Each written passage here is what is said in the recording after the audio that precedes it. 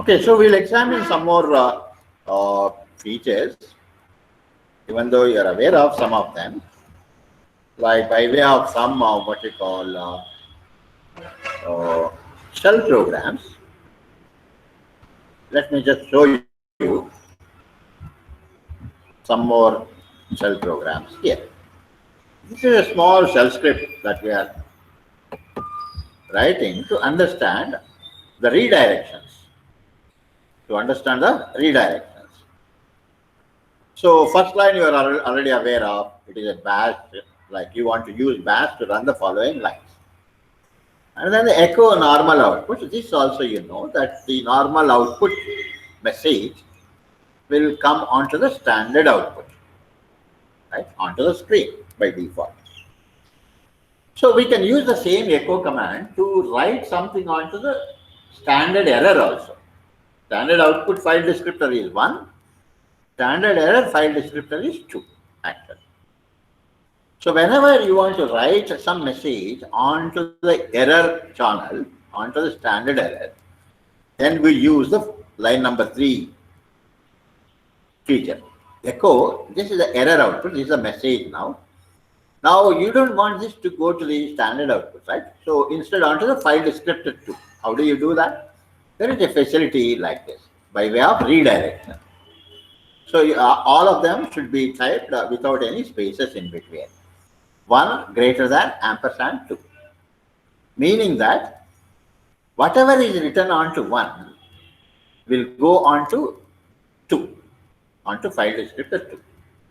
Echo by default will write it onto standard output, which is nothing but file descriptor 1.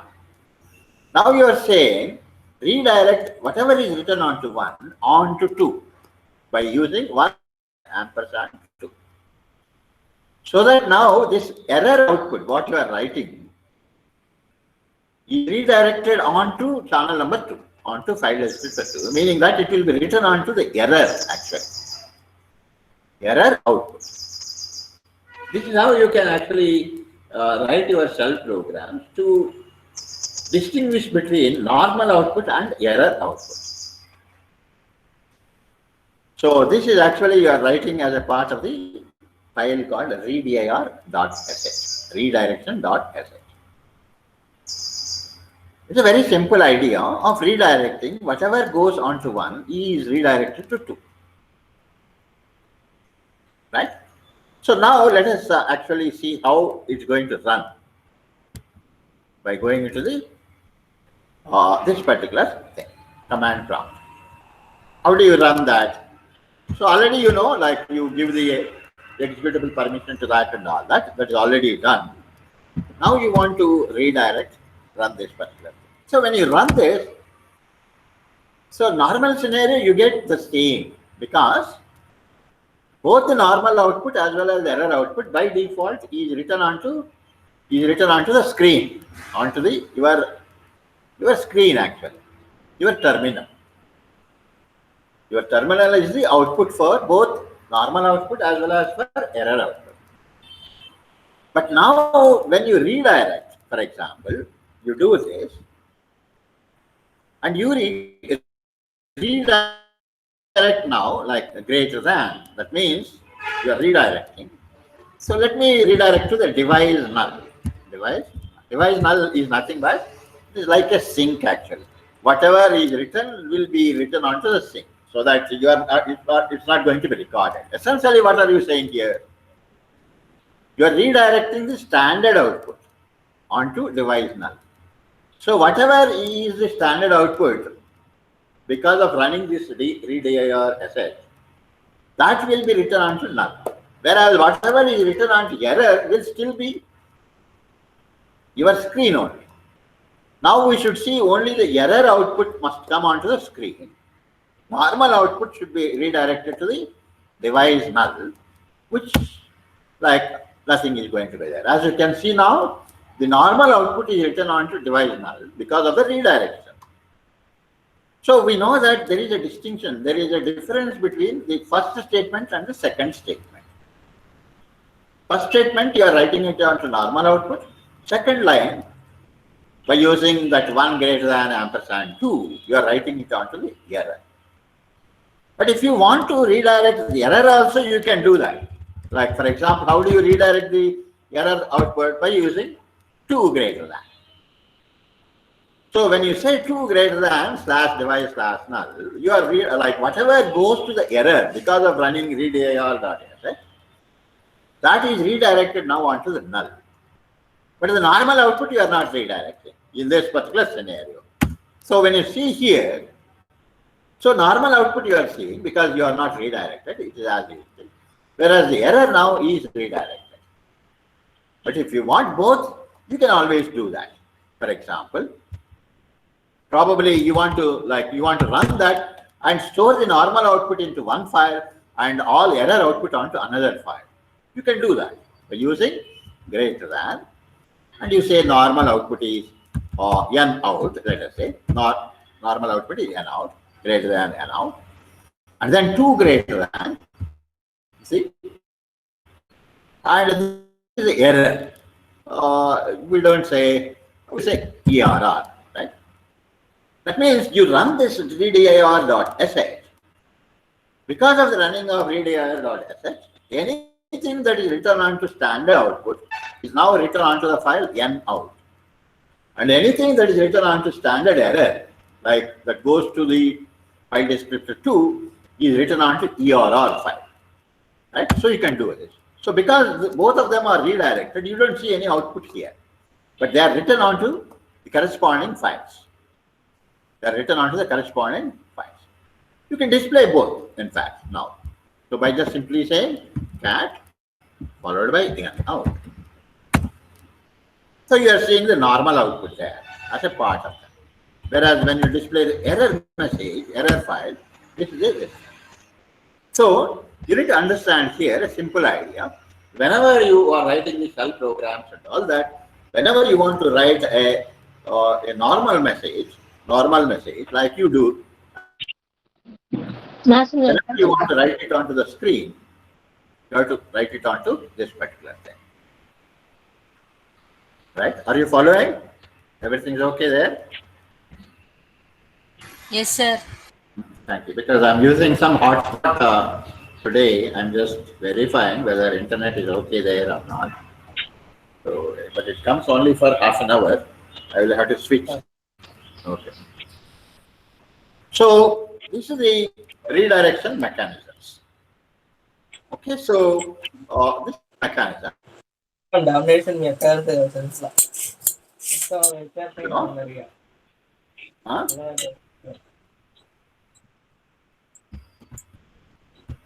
Some disturbance.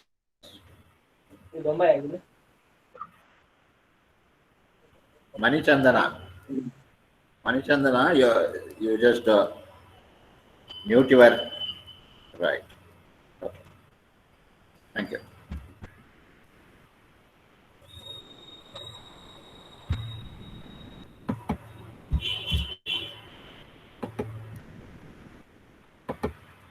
There is another one, like what it is, a duplicate this thing, right? So there is something called duplicate. You can duplicate one file descriptor to another file descriptor.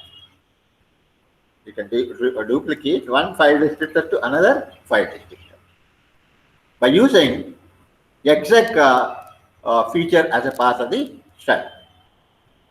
By using exec as a part of the shell.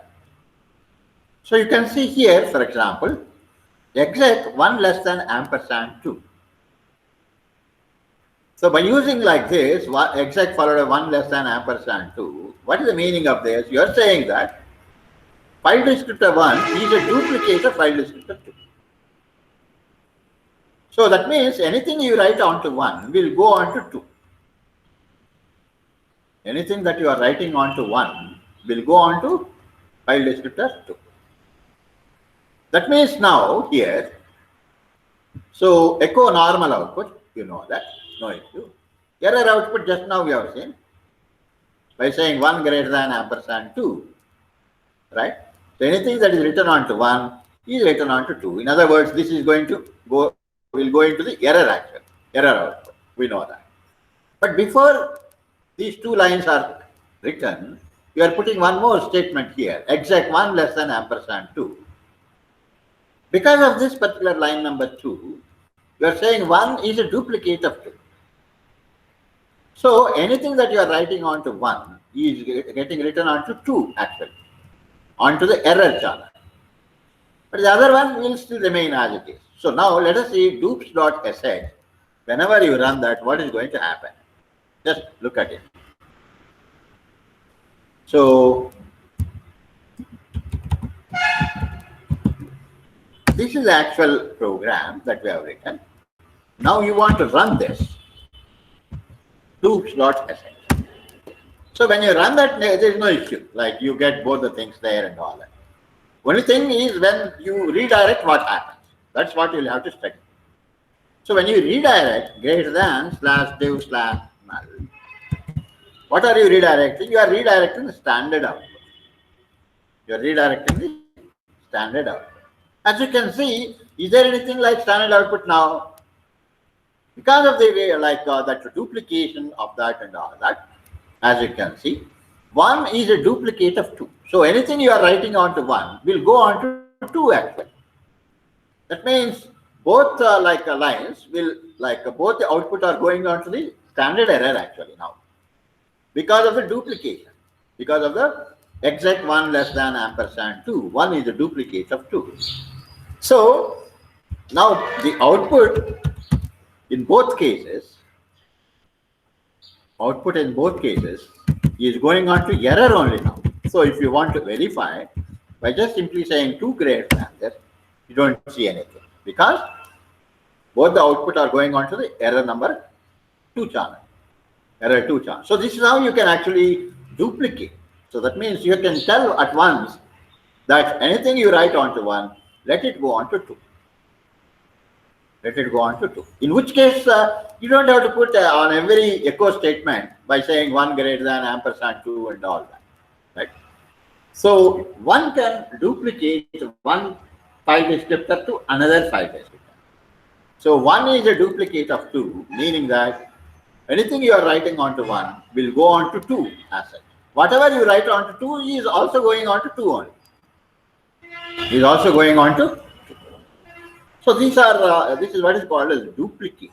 So you are duplicating a file descriptor so that you have 2 file descriptors that will go on to the same maybe output or same input. Either way, you can actually consider it.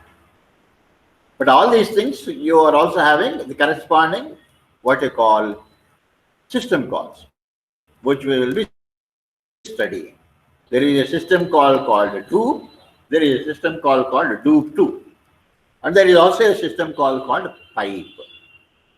Pipe system call, by which you can create a pipe.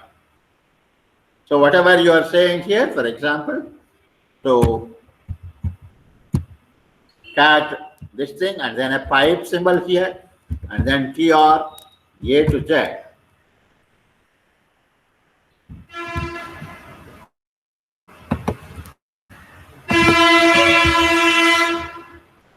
tr a to z, convert that into capital A, whatever.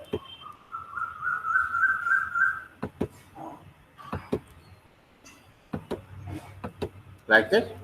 So we know that the finally doing. So the pipe here, what you are doing, corresponding, there is a system call called pipe as a part of it. So you can see here man followed by pipe, by which, right, you can create a pipe. Pipe and pipe 2, there are 2 system calls corresponding to that. So essentially how to use this? By using pipe followed by, you have to pass on an array. You have to pass on an array of integer. So after creating all that, it's going to actually fill the array with the file descriptor numbers.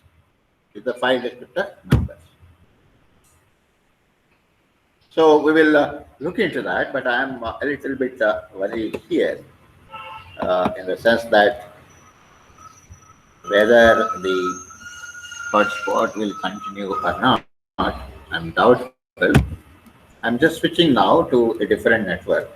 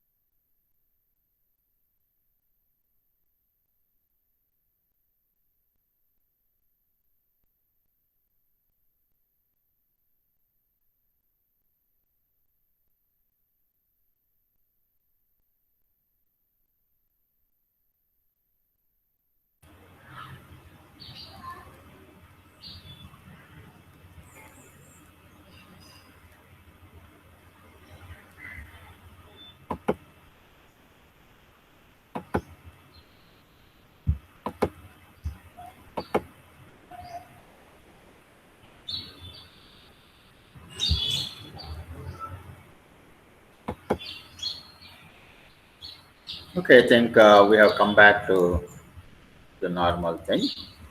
So let us now proceed to writing some simple programs making use of the system calls like a pipe and a dupe kind of things. Pipe and dupe and all that. So am I audible to all of you? Right. Yes, sir. Okay, right.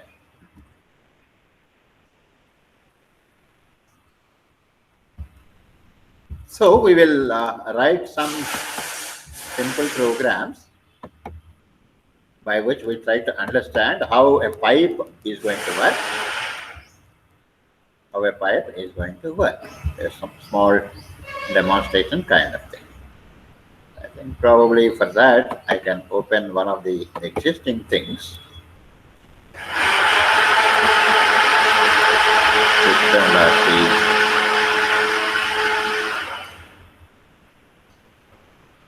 Right, yeah. Okay.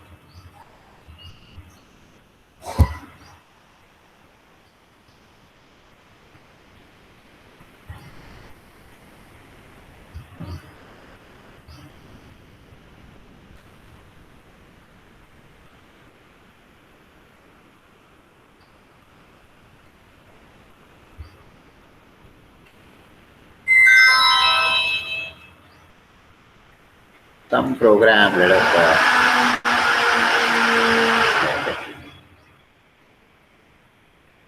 take anyone.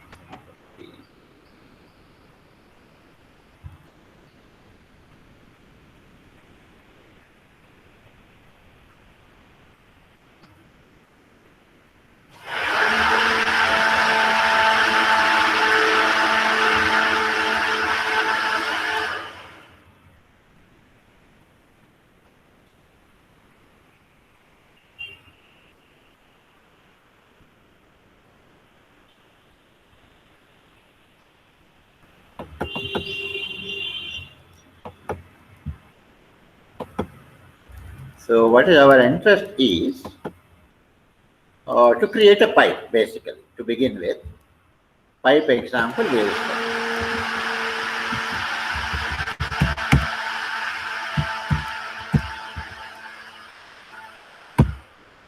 Pipe, maybe we can say demo or something like that, or a hyphen followed by one.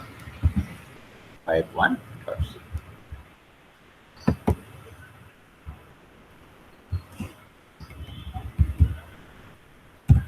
Okay. Then program to create a pipe. Program to create.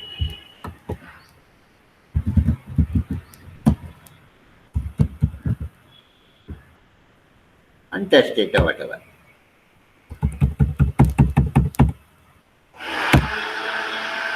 So as a part of it, some of the header files we require as usual.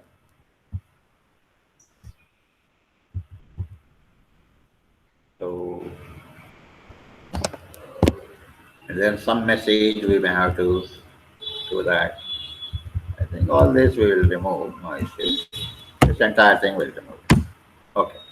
So pipe here, pipe as we know, we need to supply an array that can hold two integers. Essentially, all of you need to understand a pipe will have two ends actually. Just like you have a water pipe, it will have two ends. In one end, the water will enter, the other end, water will exit. Water will come out. Similarly, here, it is the data that is flowing through the pipe. So, at one end, you will be writing onto the pipe. At the other end, you can read from the pipe. So, whatever you are writing onto the pipe can be read from the other end. See, basically, all of you know that a file descriptor we can use to either perform read or write, basically. We use normally open is a system call by which you open a file. You open a file for reading purpose or for writing purpose. But open will only return one single file descriptor. A single file descriptor is available for you to read or write, whatever. Whereas pipe is a special what you call system call that creates two file descriptors actually. That creates two file descriptors. That's why like you have to pass on an array that can hold two numbers, two integers. Because file descriptors are the numbers basically. So we create int and an array that can hold two numbers. So pipe means we can say probably p of 2. P of 2. So p is a pipe now that can hold the file descriptors. Two numbers are there. What are the indices where the two numbers are stored? P of 0 and P of 1. P of 0 will contain the input end of it. P of 1 will contain the output end of the pipe. Just like 0 is standard input, right? It is the input. 0 is the standard input. 1 is the standard output. Like that you can remember. 0 is the reading end of the pipe. 1 is the writing end of the pipe. So whatever you write onto the writing end of the pipe, when you read from the other end, you get the same information. You get the same information through the pipe, essentially. But if you read and write from the pipe using the same program, probably it may not be much any meaningful kind of thing, because the same program has the knowledge of both the data. So the real benefit comes when you have a pipe whereby one end of the pipe is controlled by one program or one process. The other end of the pipe is used by another program. That is how the actual inter-process communication happens. So one command will write onto one end of the pipe. The other command will read from the other end of the pipe, like that. But as a demonstration, we can try within the same program also, nothing wrong, just to understand and to make things simpler. Because creating another process means like some more lines of statement, And you have to understand all those integrities of thinking that this is the parent process, this is the child process and all that. But when you are studying any new concept, you can just simply understand one concept at a time. And when you are thorough there, then you can merge. You can combine two ideas and then see and all that. Anyhow, so this is what it is. And then what is the message that you want to write onto the pipe and all that? So for that, we can probably have a star followed by star message is equal to whatever that you want to write. Some fixed message I'm just putting here, hello or something like that, line 1, right? Just to understand why I'm always say line 1, line 2 is easy to not to think about what message and all that. And then line 2 you can have probably, and then another line, and then line 3. So like that, any number of lines you can always have it, right? So 3 lines of this thing. This is the message that we will be trying out in our program. So this entire thing is there, whatever that we have. How do we create a pipe? Just now we see, right? So anything that is returned by the system call, it always returns an integer as a kind of a success failure, that kind of stuff. So return status or return value, either way you can say RV. So now RV is equal to pipe, right? You make a call onto the system call like pipe of, you pass on the array that can hold 2 numbers, pipe of P.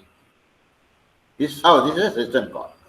So at the end of it, if RV is equal to -1 for any reason, system has failed to create the pipe.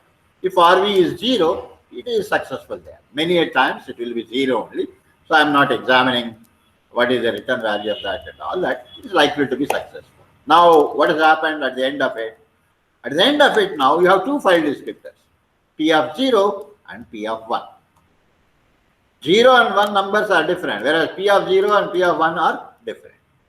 You are likely to have the other numbers actually. Remember, every process is going to start with 3 file descriptors by default. Those are 0, 1 and 2. 0 for standard input, 1 for standard output, 2 for standard error. And any other files that you open or any file descriptors that you get as a part of the program will get the next numbers that follow. Most of the time they are likely to be 3, 4, 5 in that particular order. If you want, you can always print here in fact. So by just simply saying printf,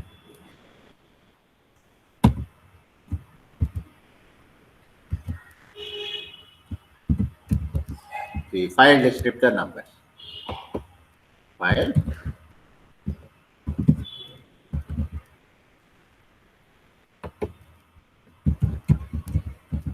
descriptor numbers. So one is the 0th one we will print first, and after that the second one we are going to print. Right, a new line. 2 numbers are there, comma P of 0, comma. It doesn't matter what number you have and all that. What is important is that P of 0 is the reading end of the pipe, P of 1 is the writing end of the pipe. Most likely you are going to get 3 and 4 because 0, 1 and 2 are already used for the standard like file descriptors like standard input, standard output, standard error. Now, so you want to write something onto the pipe, right? How do you write it? By using a system call called write system call. Write off. Onto which file descriptor? P of 1. P of 1. P of 1 is the writing end of the pipe. File descriptor of the writing end of the pipe. What is the message you want to write? Right? You want to write the message like MSG.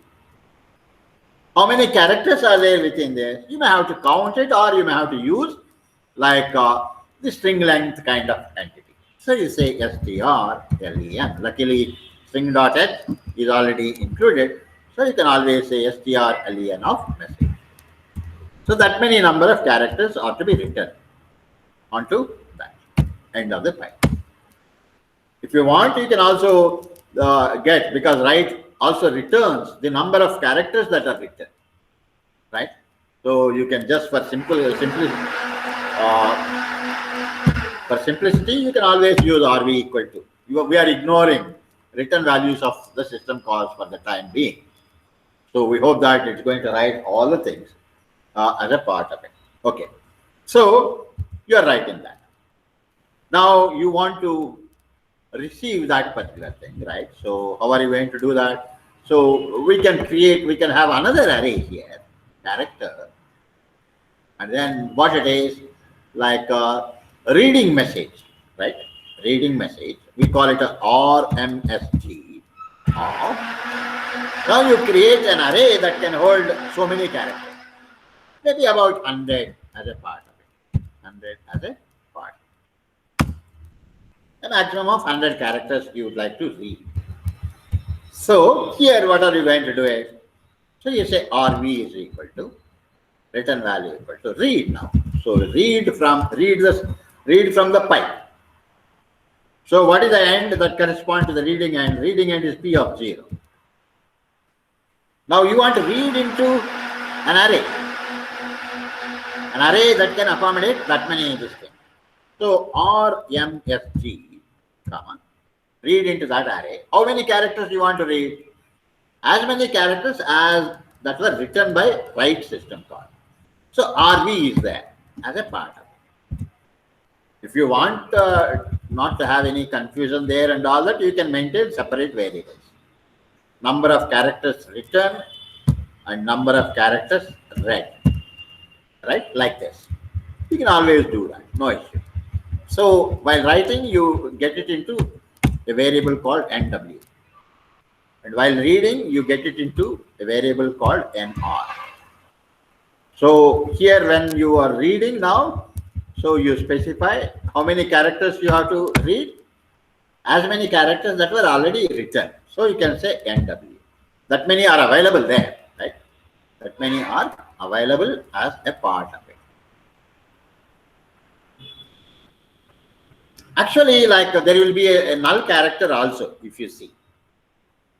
You see there, a null character also there. If you write even the null characters there, then like whenever you print that and all that, it becomes easy, right? So what you can probably do is to write, not only all those characters, but also the null character that is there at the end of it, which you can call it as +1. +1. So strlen of message, let us say there are only 5 characters, but if you add the null character also, it becomes 6 actually. So you are writing all the characters as well as the null value also. So whenever it is writing, it is like as many number of this thing, the same NW you are going to get it. Now when you read all of that, including the null value, you are going to read. Now we can print that particular thing. Printf of the message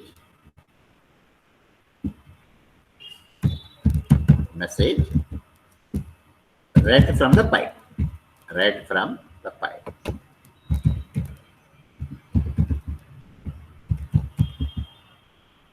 Okay, the message read from the pipe.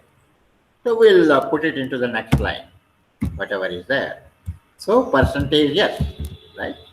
And after that, I think we can just simply close this. So where do you have it? It is there in RMSG. You see, we have not initialized RMSG at all, right? Only we have initialized MSG. But now you are copying. It is equivalent to copying data from MSG to RMSG using a pipe. You are not using str, cp, y, that kind of stuff.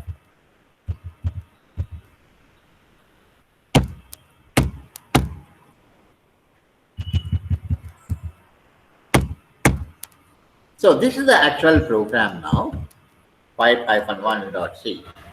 I think all of you are getting my this thing, no interruptions, right? Internet is okay. Yes, sir. Okay, thank you. So this is a very simple program. Pay attention to it. It is just like you work on file descriptors and all that, except that you have two descriptors now. All right, you are writing onto one end, and then you are reading from the other end, and then trying to verify whether it has read properly or not. Right? It is such a simple program. So now you can just simply say save it. Now you have to compile this particular thing. Go into here, and then GCC. Probably we can say make followed by uh,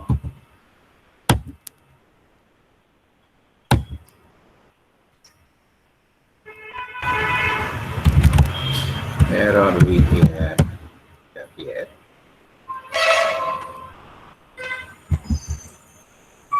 Pipe hyphen one dot C. Pipe hyphen dot C. Okay, so we can try GCC followed by pipe. Somehow it's not the slowly it's right. Okay. Pipe hyphen one dot C minus O is minus O. Then pipe hyphen compile it.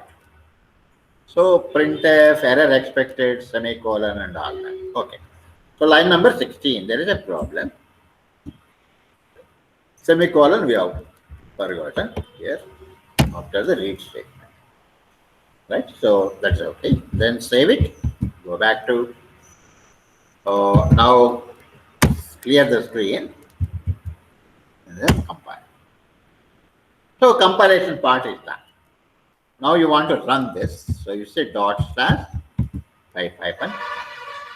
So when you run this, so the file descriptor numbers are 3 and 4 as we expected because 0, 1 and 2 are already given for the standard file descriptors. And then the message read from the pipe. What is there? Hello line 1, line 2, line 3. Right? So it's a very simple program to understand how a pipe works. So the pipe has two ends and you are writing on one end, you are reading on the other end. So we did not actually initialize RMSG. RMSG, you are getting the data from the pipe, right? And it's a very simple example of verifying that the pipe, how to use the pipe system call. Okay. Now what we have to do is, we have to now create a process. We have to create two processes so both the processes will have access to the pipe. That is possible because whenever you create a process by using a fork system call, already all of you are familiar, we use fork to create a process. And whenever you create a process, the parent and the child processes both will share all the file descriptors that are already opened. That is the beauty of it. Any file descriptors that are already opened by the parent process will be inherited, will be shared to the child process. So including the pipe, whatever that you are actually having.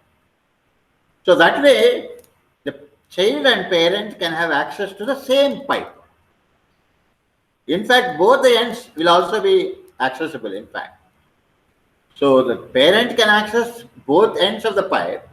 Child also can access both ends of the pipe, remember. So you can always one can write on one end of it and the other end, the other fellow can read from that, and all that is possible. Let us try that kind of example. A pipe with what I call IPC kind of it. So we will call that as a IPC pipe, right? So let me save this as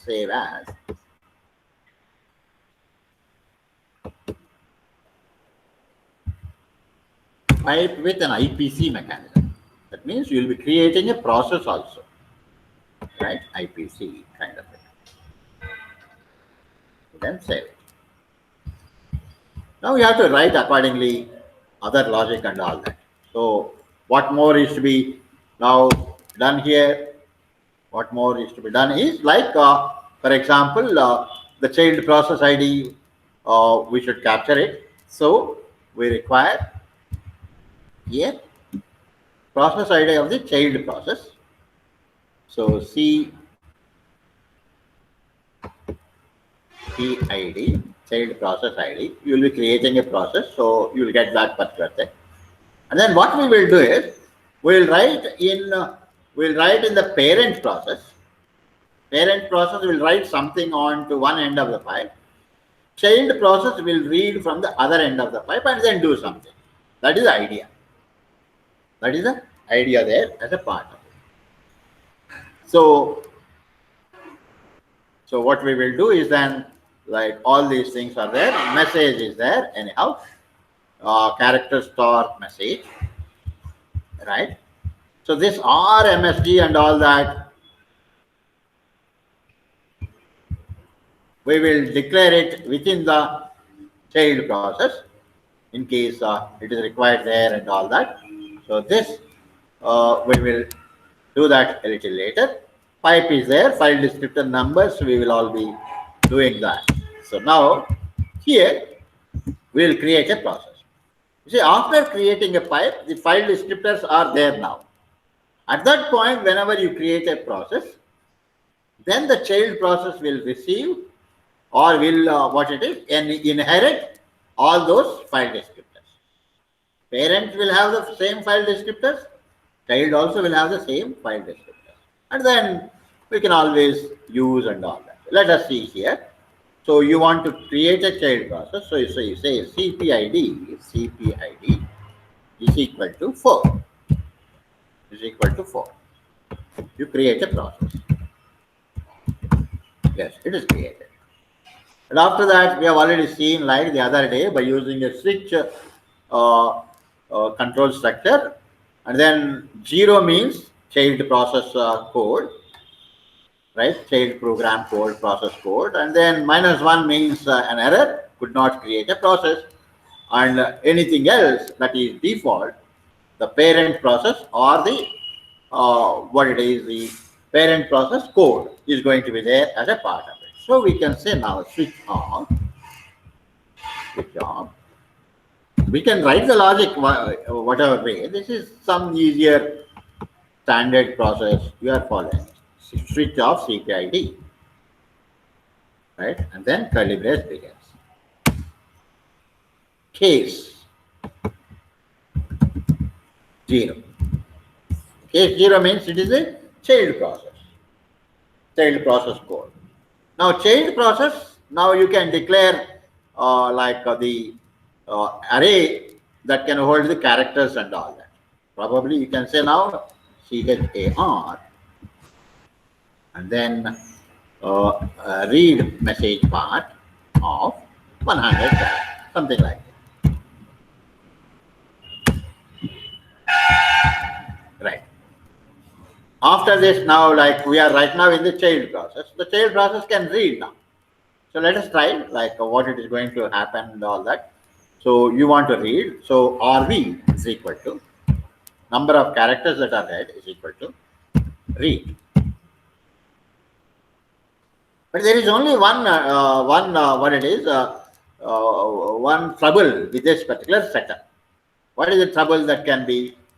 Because whenever you have a child process and the parent process, when you are running all of them, there is no guarantee that the parent process will get first so that the parent can write something. And no guarantee that the child is going to get later and all that. But anyhow, there is one beauty also is there in that. Whenever you try to read from a pipe, if nothing is there in the pipe, the read will be made to wait. The read will be made to wait. So that way, there is no issue. Even though like the child might get, let us say, child process is very fast. It's running very fast for some reason because of the scheduling here. So it is reaching that read system call. But nothing is written yet, let us say. But still, it is going to be made to wait because of the pipe. That is how things are, unless you close it. If you close the one end of the pipe, then the read will get out of it. Whereas if nothing is there in the pipe, then you try to read it. If nothing is there, not yet closed, then it will be made to wait, so that some other process, whatever, if that fellow writes, then this fellow is going to read naturally. So that's how systems work. Now what is to be done? Read from this particular end, P of 0. Read from reading end of the pipe into what? Into RMSG. How many characters are to be read? We have no idea. Like we can always say as much information that can be accommodated into RMSG. Right? If you want, you can keep this into a loop. As long as you have the data, you can keep reading and then updating. That kind of a logic you can always build. And you are already familiar with that. Until the data is available, you keep reading by just verifying with the end of the file kind of thing. Right? So read off all that. And as many as 100 characters, right? We can always specify that. As many as 100 characters. Right. So we have read that. Now you want to display this onto the screen or whatever, right? We can always display it, right? So by just either by way of system call called write also you can display. You want to display onto the screen, write it onto 1. Write it onto the standard output. So what do you want to write? Probably some message also you want to, in which case you can say within this what it is.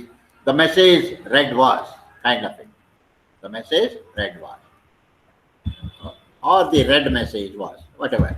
The read message. Was or is. Either way. Is. And then after that it goes into the next line kind of thing. In case you want to have a new line also can be put there. Is. And then like later you are going to put it, but how many characters are to be written now? You have to specify strlen of what? Message is not there with you. So message is a constant there, which is already written. So you can't use strlen right now. You have to only count on your own and then put that particular number. Right? That particular number. You'll have to specify. So the read message is : new line. So how many characters are there? 3, 4, 8, 9. Then 9 followed by message. You have to count it. 2, 4, 6, 7. 16, 17, 20, 21. 21 characters are there, including the null. 22 will be. You are like 21 as well. You can put it. No issue. Then semicolon. This is one way. Or you could have written by using printf also. I'm just showing different possibilities. Now you have to write the message also. So write off 1 comma. What is the message? Message is RMSG. That is available in RMSG. How many characters are to be written? As many number of characters that are read by RV. Like this. Right. So this is from the child process. This is from the child process here as a part of it. And after that, probably if you want to terminate this program, you can always terminate by using exit. Exit with 0. Then you can have a break for the case statement. Break for the case statement. Then the other one is case -1. -1 meaning that this is an error. -1. So what is the action part? So normally nothing comes here. That's why we'll just simply say break, right? So if it is an error, break. Break. Otherwise default. Everything else, meaning that it is a parent code. Now parent code we have to write. What should be there in the parent? Parent will write onto one end of the pipe. That is the idea. write onto one end of the pipe. So you say write off, the other end of the pipe, P of 1, comma, write what? MSG. MSG. How many characters? As many as strlen of MSG plus 1, including the null character. Including the null character. There you are actually read, and then whatever RV is there, RV is there. All right, no issue. So we have written onto the pipe. If you want, you can also put a weight also here, right? So if you want, we can have a sleep of some 2 seconds. Still it should work. So even though child is likely to go fast, but that fellow is made to wait. He is made to wait. Sleep for that and then write this particular thing, and after that nothing else, right? Probably you can break it or you can exit. Either way, do we have exit is there here as a part of it. So the message read from the pipe. So all this now we will remove it.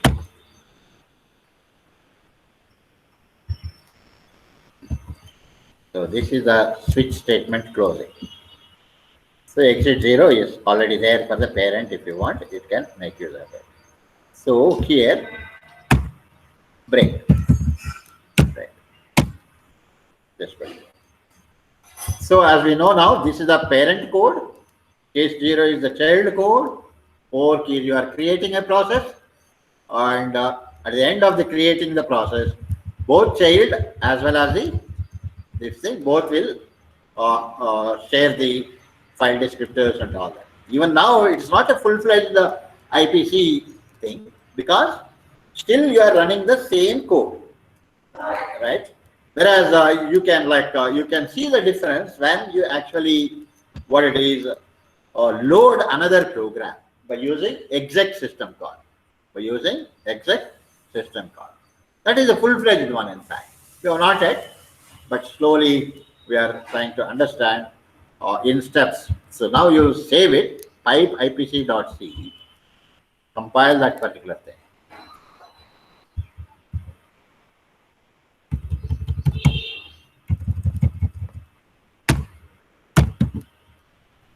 Pipe ipc.c.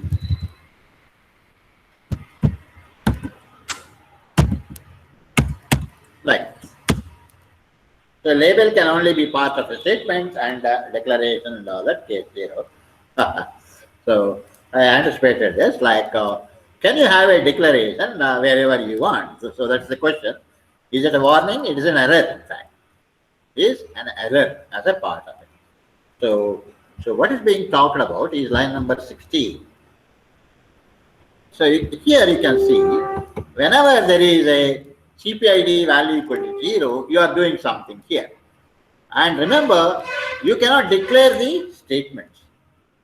You cannot declare the, like what it is, variables and all that there as a part of it.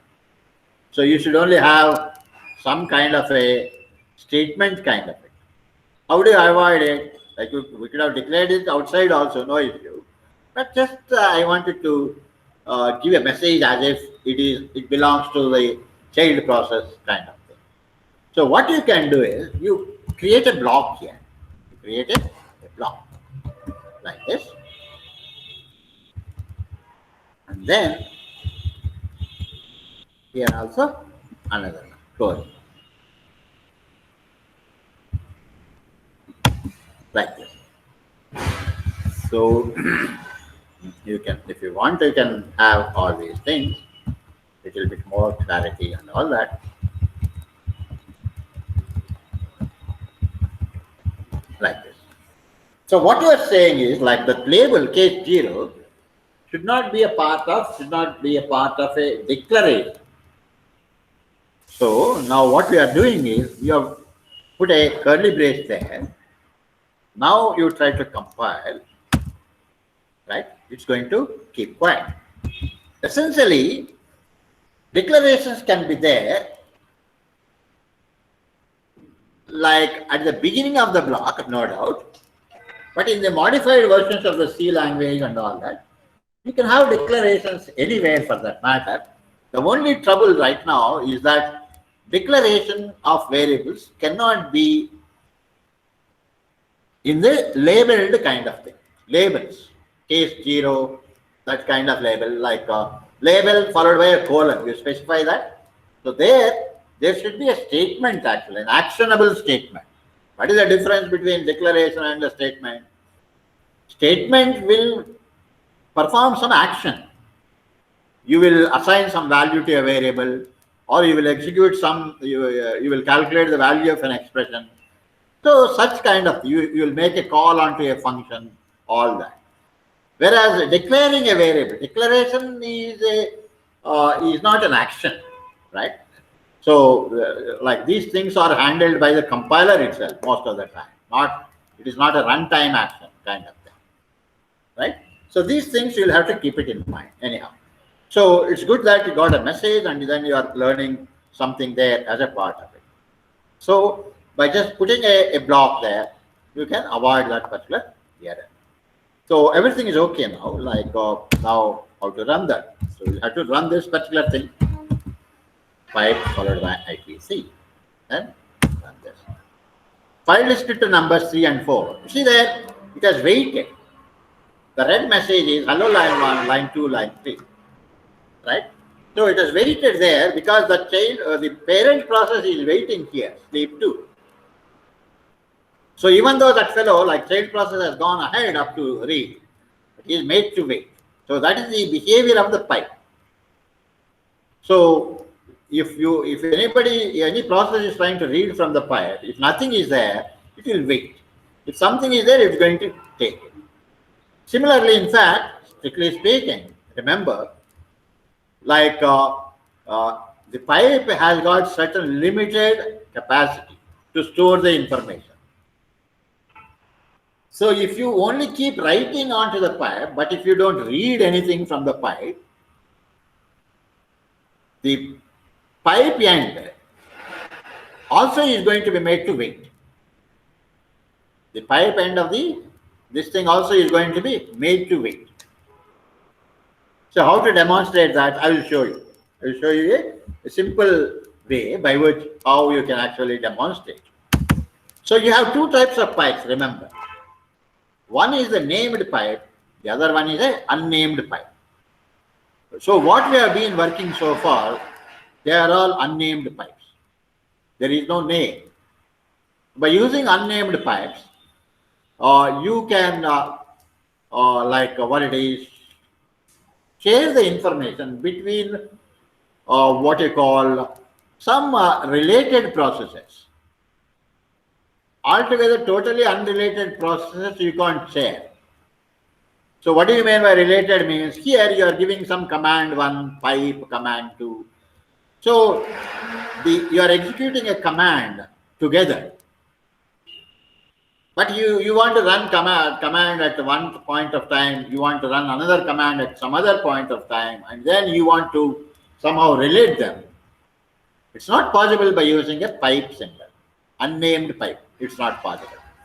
Then you need to create a named pipe actually. So for that you have you have a command called make pipe or make node or whatever. Let us see like what we have here. MK. Do we have a pipe? It's not there. No manual entry for pipe. There is an entry for something called make node. Make block or character special files. So this is not what we want. Block and character special are different. But how to create a pipe will just P is create a sequence, right? So type may be P if it is a buffered special or a block or this thing, C or U for character unbuffered, P to create a sequence. Type may be one of them. Your shell may have all that. So here, what is this thing? Command syntax. Make node options followed by the name of the node or name of the file or whatever, and then the type of the file. As a type, if you mention P, it becomes a pipe file actually. So we will do that particular thing. So for example, make note, and then the name of the file. Name of the file is going to be what? Let us say water pipe, right? Water is the name of the file, and this is a pipe actually. See there? The created. Now you just take a look into ls minus l.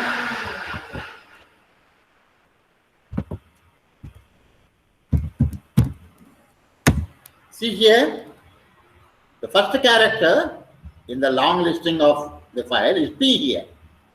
P meaning that it is a pipe actually, named pipe. It is called as a named pipe, remember. And size, if you see, size of the file is 0. Size of the file is 0 here.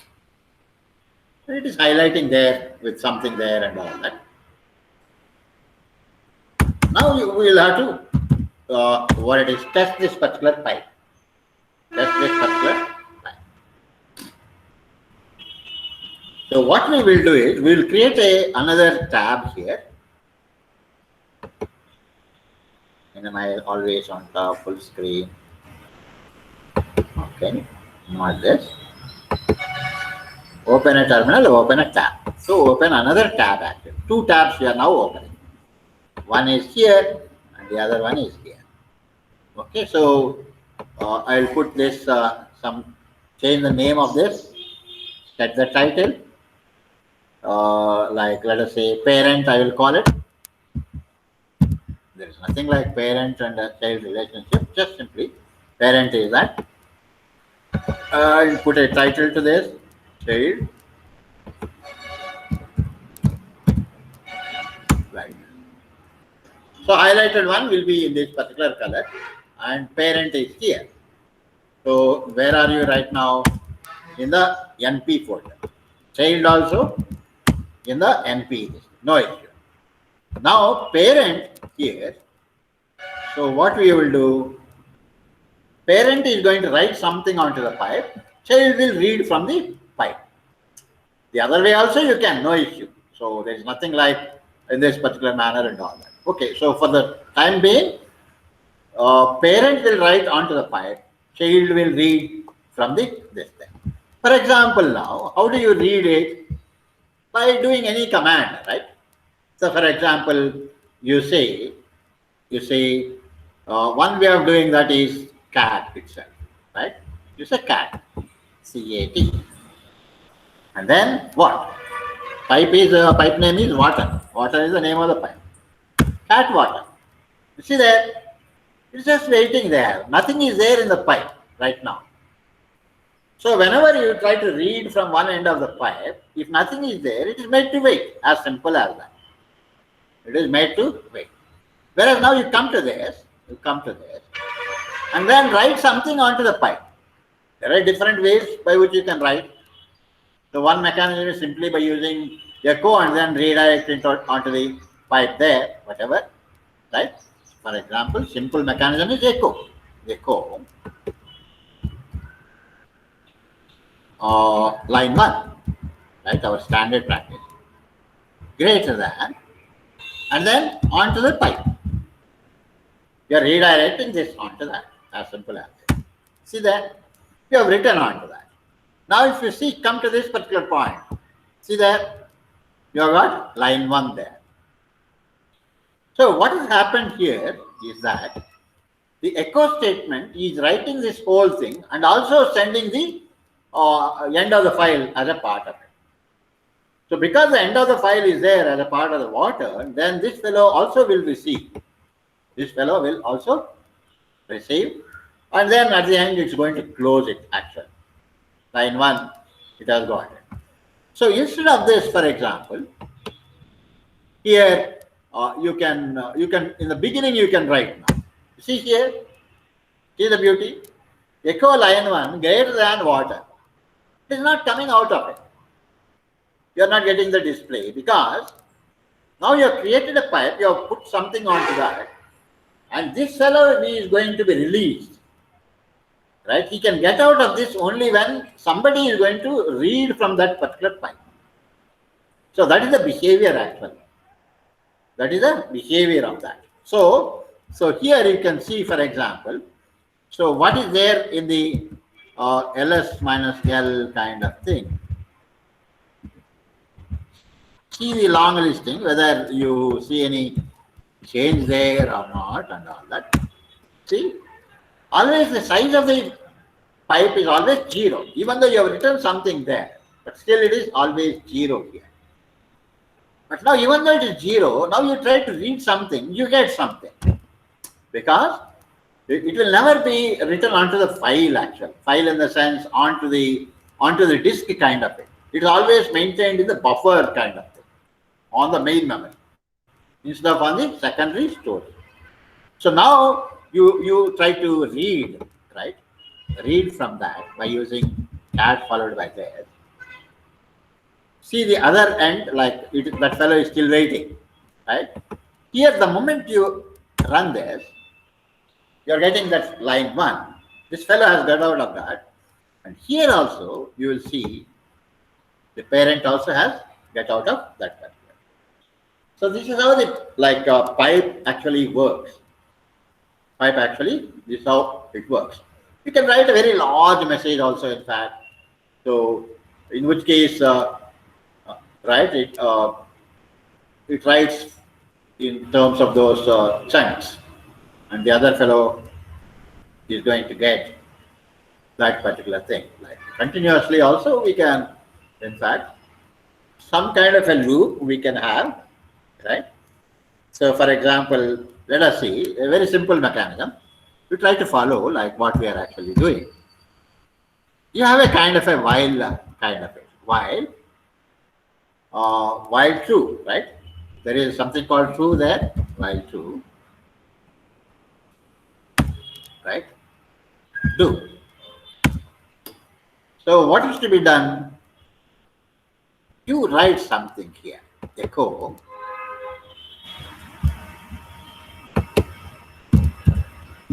followed by some message, rom, right? Rom is a message, you are writing. And after that you sleep. Sleep for 1 second. And then done. When you do like this, it's basically doing rom in that particular manner. There is no any great thing here, right? No issue. But the question is now, like this while loop is sending that particular thing. Now what you can do is, you redirect the output now. Redirect the output now onto the water. Onto water. That means it's writing rom and then sleeping for 1 second and again writing rom. It is never ending that. It is continuously writing, meaning that the child also, whenever it is trying to read something, it's going to continuously receive all that. It doesn't read one line and then get out of that, because the pipe still is not yet closed. Right? You are actually giving that redirection after done. So whatever is the outcome of that while loop is redirected onto water. So now you run this. So naturally it is being written onto that water pipe. Now you come to this. Now you say cat water and water. See here,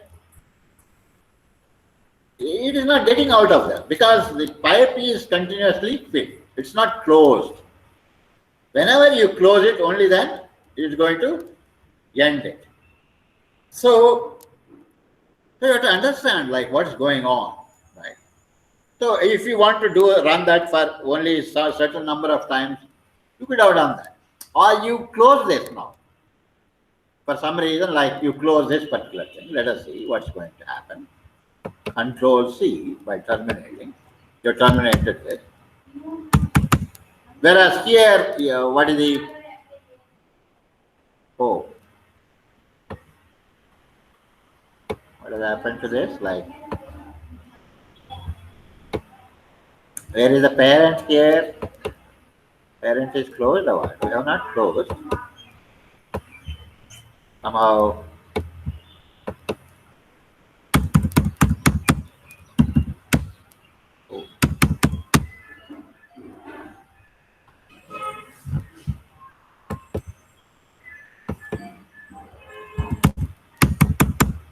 Okay. Um,